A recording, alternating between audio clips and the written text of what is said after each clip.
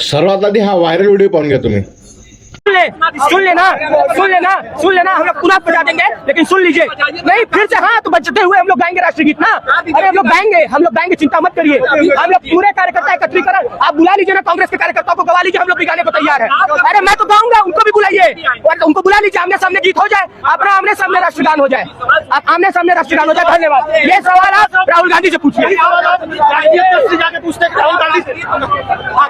बघितला, सदर viral video हा भारताचे पंतप्रधान नरेंद्र मोदी यांच्या मतदारसंघातील आहे। त्यांच्याच पक्षाचा युवा जिल्हाध्यक्ष रजत जयस्वाल याचा आहे। हे लोक सध्या काँग्रेस विरोधात आंदोलन करत होते की काँग्रेसचे लोक वंदे मातरम या गीताचा अपमान करत आहेत, म्हणून यांनी हे आंदोलन केले होते। पण पत्रकारांनी या जयस्वाल याला हा सुद्धा फर्जी देशभक्त निघाला, याला ते म्हणता आलं नाही, हा उडाउडीची उत्तर देत होता आणि उडाउडीचे उत्तर देता देताच हात तिथून पडून गेला।